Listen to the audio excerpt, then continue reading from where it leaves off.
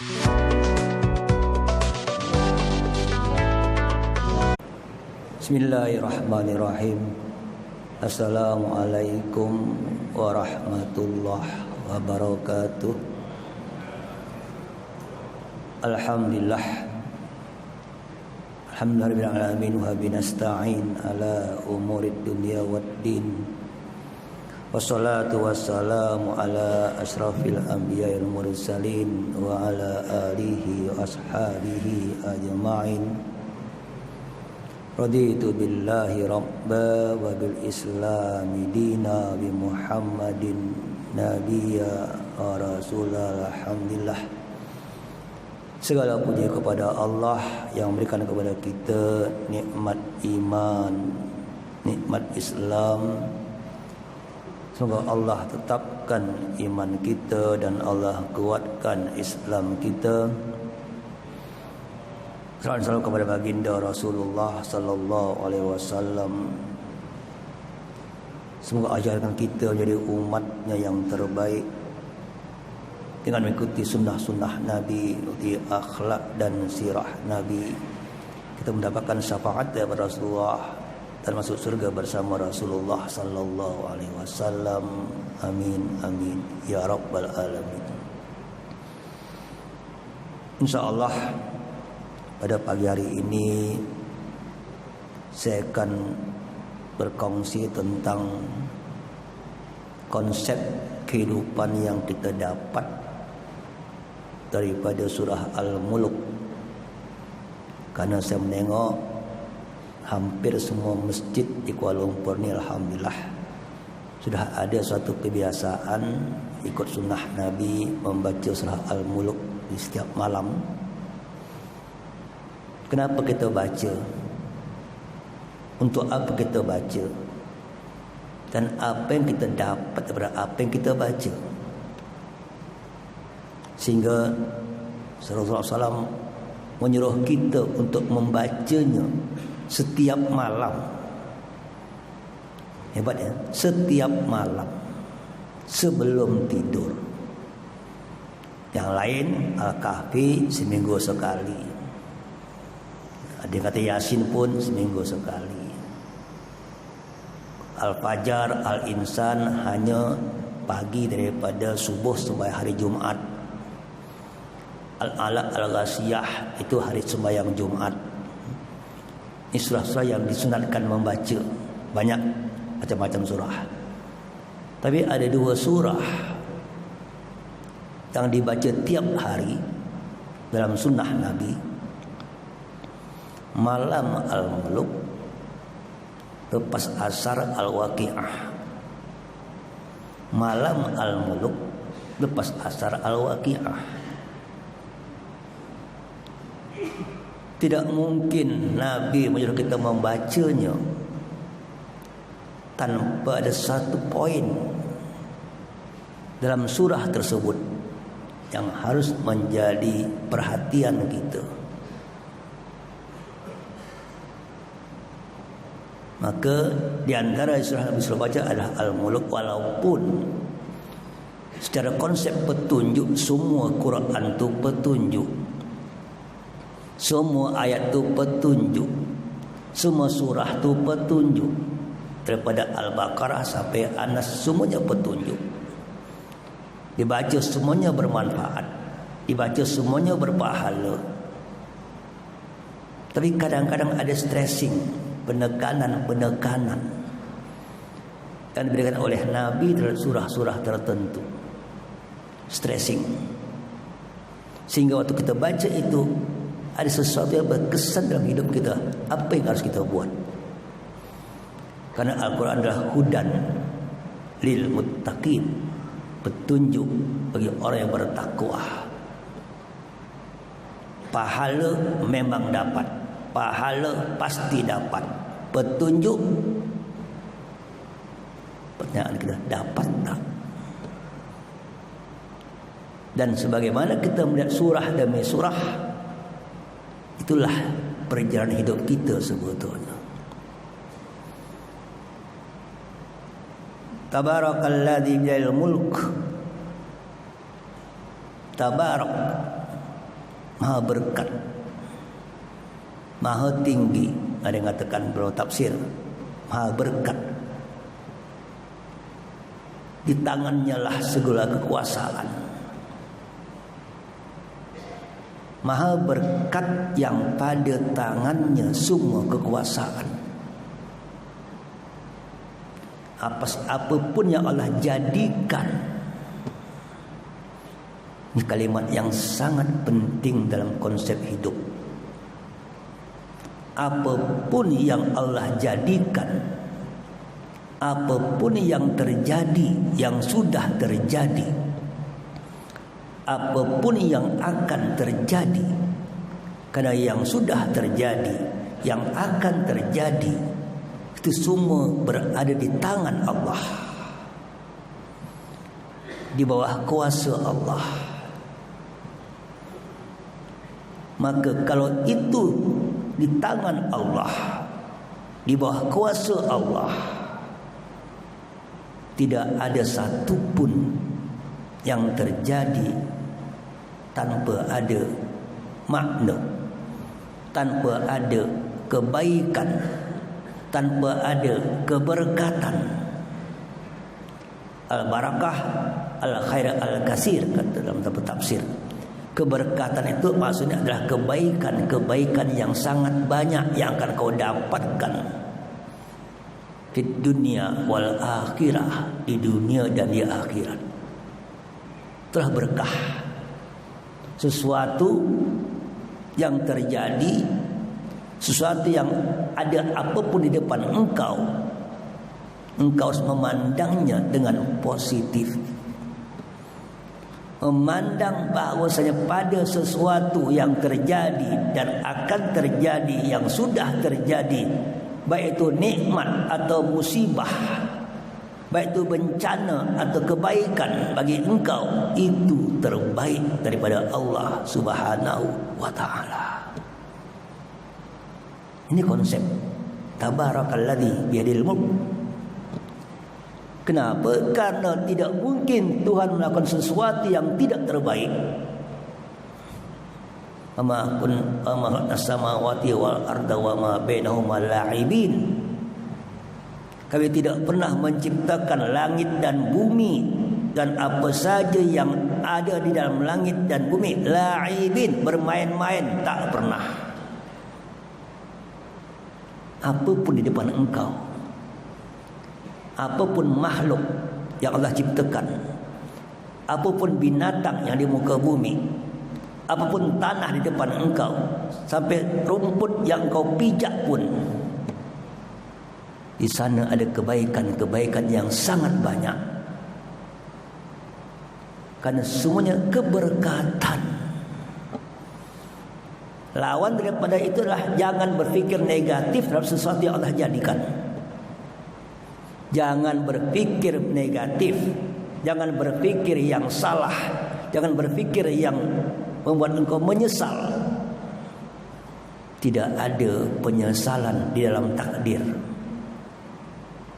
La tayasu min rahmatillah. Jangan kau putus asa dari rahmat Allah. Semua yang terjadi adalah kebaikan demi kebaikan. Asa an takrahu syai'an wa huwa khairul lakum wa asa an tuhibbu syai'an wa syarrul lakum. Hanya kadang-kadang apa yang Allah jadikan engkau anggap satu keburukan, padahal padanya ada kebaikan-kebaikan. Antara anggapan manusia dan ketentuan Tuhan, harus bersihkan Tuhan dari anggapan manusia yang tidak baik. Semuanya adalah kebaikan. Bab itu waktu kita baca selepas solat, subhanallah. Apa makna subhanallah? Maha suci Allah, okey. Apa makna maha suci Allah? Kenapa kita baca pertama zikir bukan alhamdulillah dulu, tapi subhanallah dulu, baru Allahu akbar? Kenapa tak dibalik Allahu akbar dulu, baru subhanallah, baru solat Allahu akbar dulu? Tak. Karena engkau menghadapi kehidupan. Sikap pertama menghadapi kehidupan adalah subhanallah. Sikap pertama menghadapi Allah adalah Allahu Akbar. Beda. Kau takbir solat Allahu Akbar, engkau maha mulia, engkau maha besar, engkau maha agung. Itu menghadapi Allah. Menghadapi kehidupan, subhanallah. Apa subhanallah? Tidak ada sesuatu yang buruk daripada Allah. Tidak ada, Allah tidak akan berbuat yang tidak baik.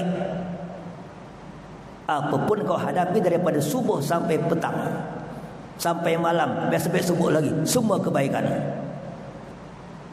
Maka inna ma'azanni abdi bi, dalam sebuah hadis kursi, aku bersama sangkaan hambaku terhadapku. Hati-hati. Aku bersama sangkaan hambaku terhadapku. Kalau kau sangka Allah baik, semua kebaikan. Kalau kau sangka semuanya buruk, engkau akan tersiksa dengan anggapan engkau sendiri sebetulnya. Tabarak. Anak engkau berkah, keluarga engkau berkah, jiran engkau berkah, semua tabarakalladzi biadil mulk wa huwa ala kulli syai'in qadir. Allah maha kuasa dengan apapun yang terjadi. Apalagi kita punya Tuhan. Paling nikmat menjadi orang beriman kepada Allah. Kenapa? Kita punya Tuhan. Tuhan mana? Tuhan yang dapat menjadikan segala sesuatu dengan kuasanya, kun fayakun. Apa yang tak mungkin? Apa yang tak terjadi? Yang telah terjadi, subhanallah. Yang akan terjadi, Allahu Akbar. Tak ada keresahan, tidak ada kegelisahan seorang yang beriman kepada Allah. Tidak ada, tidak mungkin bagi orang yang beriman kepada Allah. Wallahu ala kulli syai'in qadir. Hidup ini kan harapan. Hidup ini hanya harapan.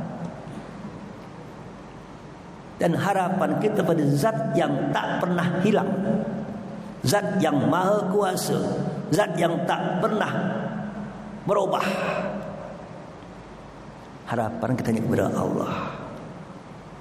Hadapi kenyataan dengan kebaikan, hadapi tantangan dengan harapan. Kerana kita hamba Allah, khalifah Allah, makhluk Allah. Kita makhluk Allah, kita hamba Allah, kita khalifah Allah. Apalagi seorang khalifah. Siapa khalifah? Orang yang hidup bersama petunjuk Allah. Orang yang menghadapi segala sesuatu dengan petunjuknya. Itulah khalifah. Dan Allah telah memilih hidup dengan sebaik-baiknya. Maka hai manusia, aku telah bagi engkau seluruh dunia yang penuh kebaikan. Apa aku ciptakan semuanya kebaikan. Terpulang engkau dan aku di samping engkau setiap saat, bersama engkau setiap saat. Kita buat hanya untuk Allah, lillah. Dan kita berbuat dengan petunjuk Allah, billah. Dan kita berbuat dengan bersama Allah, ma'allah. Seorang beriman itu hidup untuk Allah, hidup dengan Allah, hidup bersama Allah, lillah. Menuju Allah, ilallah. Bersama Allah, ma'allah. Dengan petunjuk billah. La haula wa la quwata illa billahil aliyil azim. Engkau hidup bersama Allah, apa yang tak dapat? Engkau hidup menuju Allah, apa yang tak mampu? Ini adalah hai manusia, baca tiap pagi. Baca tiap malam untuk engkau berbuat besok pagi. Kita baca sebelum tidur pakai konsep hidup untuk besok pagi engkau berbuat. Lepas subuh Allah akan tengok nanti asar. Hebatnya. Malam baca sebelum tidur sebagai konsep hidup untuk besok berbuat. Engkau besok berbuat, diuji Tuhan, ditengok Tuhan. Allah akan nilai engkau petang asar dengan waqiah. Itu kerja apa itu waqiah? Kenapa al-muluk di malam, waqiah di petang? Kenapa tak dibalik? Ada konsep yang berbeza yang dibaca tiap hari sebetulnya.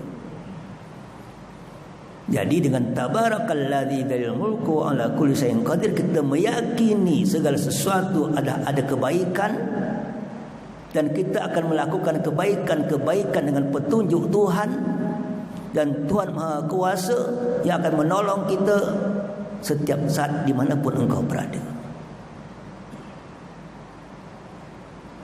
Alladzi khalaqal mauta wal hayata liyabluwakum ayyukum ahsanu amala. Ingat hai manusia, Tuhan itu menjadikan hidup dan mati hanya untuk menguji engkau.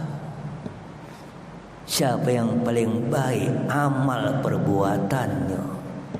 Sangat berat. Setiap hari, setiap saat, setiap jam, setiap waktu ujian Allah. Karena bicara kepada hidup dan mati, itu adalah time yang engkau lahir sampai meninggal.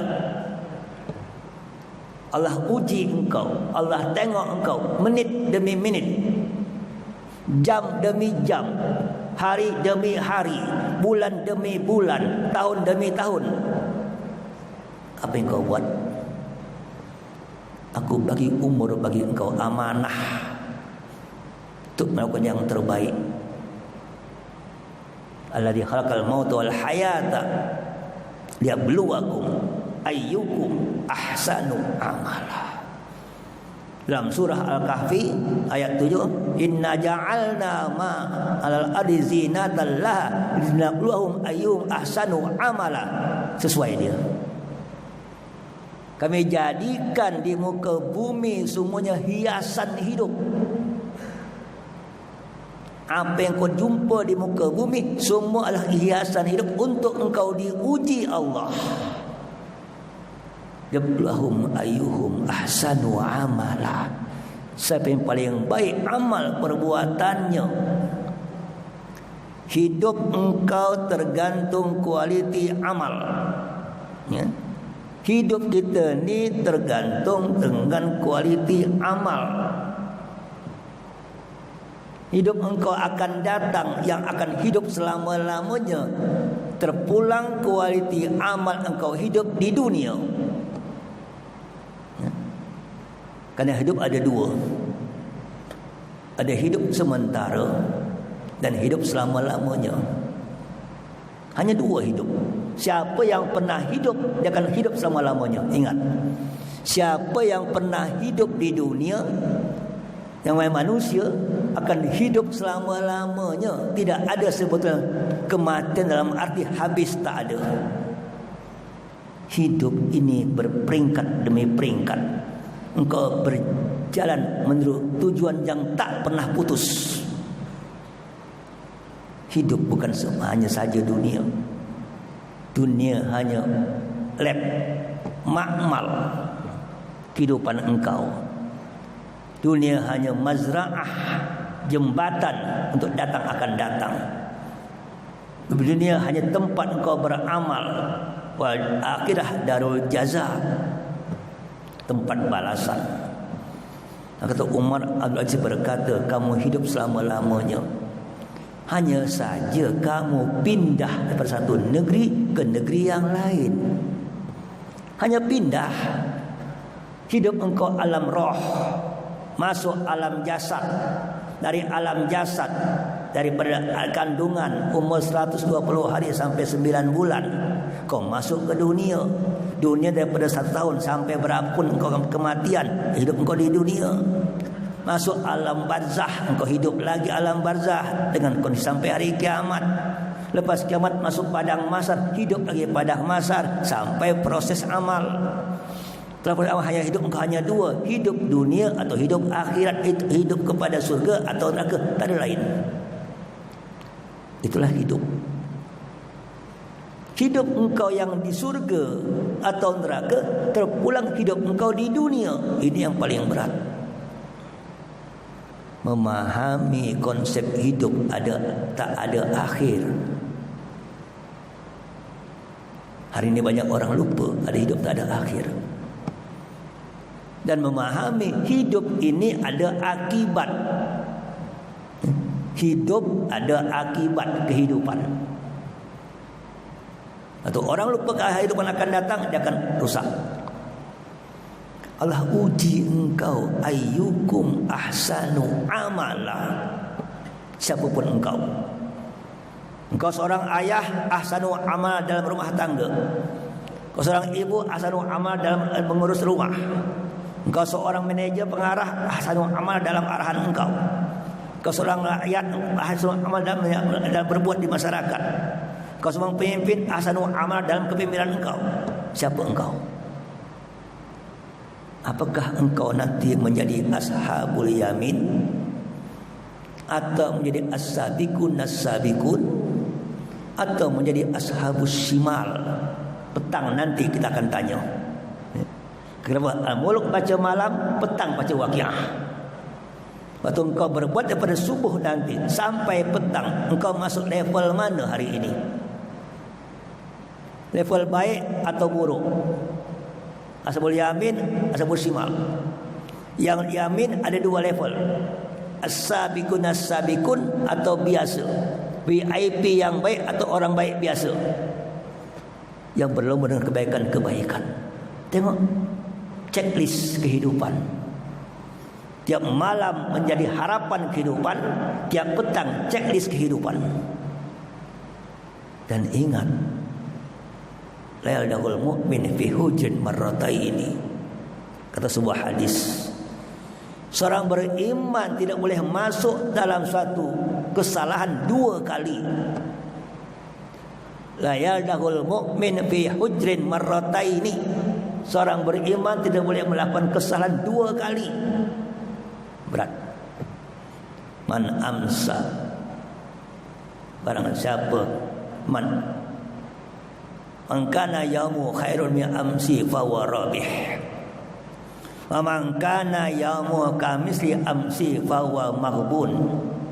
Wa man kana yaumuhu aswa min amsi fa huwa mal'un. Dalam sebuah asar, barang siapa yang hari ini lebih baik pada hari semalam, maka dia orang yang berjaya. Barang siapa yang hari ini sama dengan hari semalam, maka dia orang yang tertipu. Kenapa? Masa sama tak ada peningkatan, tertipu. Wa man kana yaumu aswa min amsi fa huwa mal'un. Barang siapa hari ini lebih teruk daripada hari semalam, maka dia terlaknat dan terkutuk. Ini prinsip Islam. Jadi orang terbaik, daripada orang terbaik menjadi keluarga terbaik, keluarga terbaik menjadi umat masyarakat terbaik, maka menjadi umat terbaik. Kuntum khairu ummah ukhrijat linnas. Kamu adalah umat yang terbaik yang dikeluarkan kepada manusia. Hari ini sudahkah kita jadi umat terbaik? Belum. Kenapa? Karena kita belum menjadi manusia terbaik. Kita belum menjadi individu terbaik. Bagaimana mungkin menjadi masyarakat terbaik? Mustahil. Apalagi di akhir dunia, akhirat apa lagi? Kita masih menjadi manusia yang lagha, manusia yang bermain-main, manusia yang saja hidup macam biasa tanpa ada makna, manusia yang kosong tanpa arti. Tengok anak muda kita hari ini, kosong tanpa makna. Hanya hiburan, permainan, lagu. Padahal kita baca dalam Al-Quran, qad aflal mu'minun alladzina fi salatihim khashi'un walladzina 'anil lagwi mu'ridun. Surah Al-Mu'minun. Sungguh bahagia orang yang beriman. Tengok. Sungguh berjaya orang beriman. Siapa orang beriman yang berjaya? Alladzina hum fi salatihim khashi'un, yang khusyuk dalam solatnya. Tapi solat hanya 2 jam satu hari. Solat tu hanya 2 jam per hari yang wajib. Hidup engkau satu hari 24 jam. Ya. Kemana yang lain daripada 2 jam tadi? Engkau solat 2 jam per hari, padahal hidup engkau 24 jam. Dan prinsip hidup adalah inna solati wa nusuki wa mahyaya wa mamati lillahi rabbil alamin. Itulah hidup engkau. 2 jam saja khusyuk. Lain macam mana? Selain 2 jam, alladzina hum anil lagwi mu'ridun. Orang beriman tu akan berjaya kalau hidupnya solat khusyuk, dan selain solat apa? Berpaling daripada segala sesuatu yang melalaikan. Berpaling segala sesuatu yang melalaikan, yang tak punya makna, pembaziran, semuanya itu lagu, tinggalkan. Wa iza marru bil lagwi marru kirama. Orang beriman tu kalau dia berjalan, ada orang bermain-main di depannya, dia berjalan dengan penuh kemuliaan, tidak terpengaruh, tidak berbuat yang tak baik, tidak berbuat yang lara, dan tidak terpengaruh dengan yang lara. Itulah orang beriman. Baru engkau, hidup engkau di dunia punya makna, di akhirat punya makna. Di depan Allah ada makna, di depan manusia ada makna. Hiduplah hidup yang bermakna, karena hidup hanya sekali, lepas itu kau mati. Ini prinsip hidup. Maka suruh dibaca tiap hari. Kenapa? Bayangkan kalau orang Islam amal 2 ayat aja cukup. Dan ini siapa yang mengamalkan ini? Menguasai dunia, sunnatullah.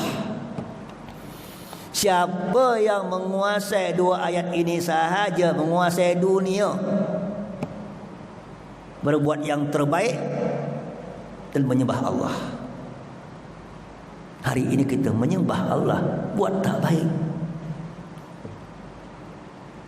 Apa beda kita dengan orang kafir ini? Orang kafir Yahudi berbuat terbaik, walaupun dia ingkar kepada Allah, dia akan sengsara di akhirat. Tapi orang Islam harus buat baik dan ikut menyembah Allah. Hukum dunia ini, siapa berbuat yang terbaik, dia menguasai dunia. Cek semua sejarah peradaban manusia. Siapa berbuat yang terbaik, dia akan menguasai dunia. Hanya kalau dia kafir tak sampai akhirat. Karena dia kafir. Kita beriman menguasai dunia dan akan mendapatkan akhirat, karena kita beriman kepada Allah. Siapapun juga. Anak Yahudi, setiap cuti sekolah, semua anak Yahudi satu dunia dikumpulkan di Israel, masuk dalam training center di Israel yang bernama Kibbutz.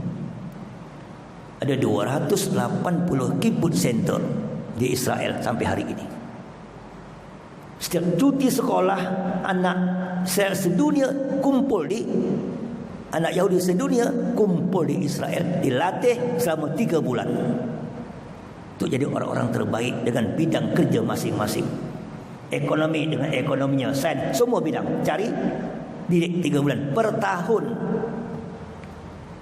Itulah kenapa mereka berjaya hari ini. Saya masih ingat di antara sejarah kenapa Soeharto dijatuhkan pada tahun 85. Pada waktu itu di akhir-akhir hidup Soeharto itu kekuasaannya dibuat satu program namanya macam kita ibadah camp untuk sekolah rendah 5 hari, sekolah menengah pertama 7 hari, sekolah menengah high schoolnya 10 hari, untuk universitinya 15 hari. Program wajib untuk semua umat Islam se-Indonesia waktu itu. Program Soeharto diwajibkan dengan belanja negara. Tengok, baru berjalan 1 tahun jatuhkan Soeharto. Kan ini program berbahaya. Setiap cuti buat camp. Tengok, tak ada konsep cuti. Daripada tadika sampai level university, setahun jalan, bahaya. Itu satu program yang di akhir dia hidup, di akhir dia berkuasa. Program kedua waktu itu, Soeharto pun membuat satu gerakan, jadikan semua masjid menjadi center ekonomi umat. Dibuatlah Baitul Mal wat Tamwil. Semua masjid, asal ada masjid, wajib buat Baitul Mal wat Tamwil. Baitul Mal itu menjadi tempat menabung, Tamwil itu untuk diagihkan untuk kerja, modal kerja. Mal buat bukan mal saja. Kalau mal nabung saja. Mal buat Tamwil. Program sama.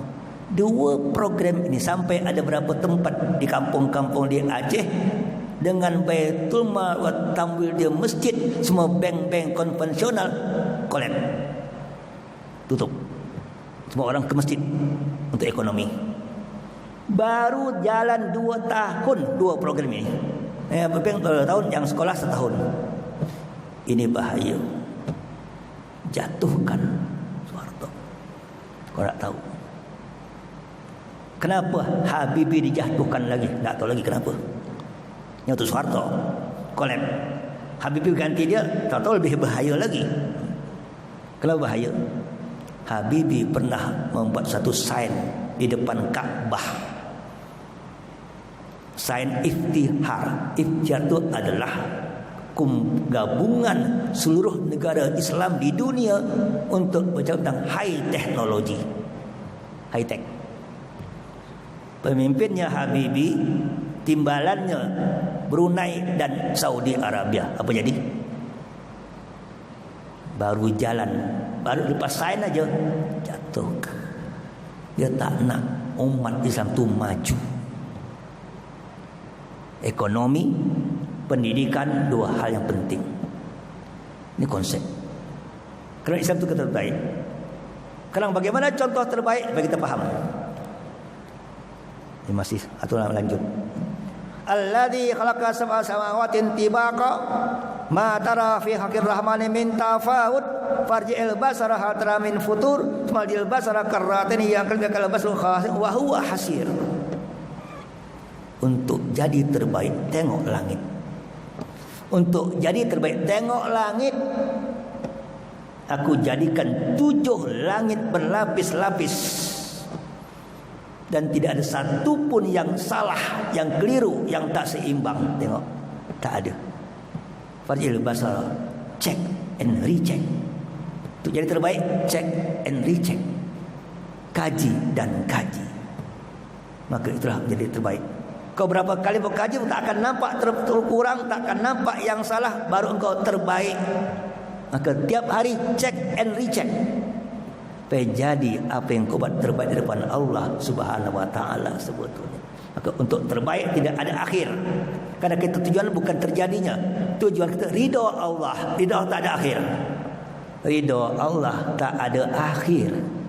Kalau konsep barat hanya prestasi ada akhir, ridho Allah tak ada akhir. Terus engkau terus terbaik dan terbaik dan terbaik tiap saat sampai kau meninggal dunia. Maka kau mengatakan reject and reject sebetulnya. Itulah surah ini sangat penting. Saya ambil terikat nanti bicara kepada lain sebelum akan datang. Next akan datang insyaAllah. Tapi ini poin utama dulu. Satu, jadi manusia terbaik dimanapun kau berada setiap hari. Kerana itulah kekayaan Allah berikan kepada engkau yang terbaik, ada guna, ada kebaikan. Jangan sampai engkau melakukan sesuatu yang tidak baik untuk itu. Kerana engkau akan berjumpa Allah, akan Allah yang apa yang sudah engkau buat, terbaik atau tak terbaik sebetulnya. Konsepnya, sebab kenapa kita membaca Al-Mulk tiap malam, maka siapa yang baca Al-Mulk takkan kena azab kubur. Betul kalau dia buat baik tiap hari. Tapi kalau dia lepas baca Al-Mulk, besok rasuah lagi, azab kubur masuk lagi. Ini konsep apa yang kau baca dalam Al-Mulk, apa yang akan action besok pagi adalah yang terbaik di dunia ini. Karena Allah yabluwakum ayyukum ahsanu amala. Allah fa'una warjuna uluman tanfa'una hakkan wajuna tiba'ah dan wassalamualaikum warahmatullahi wabarakatuh.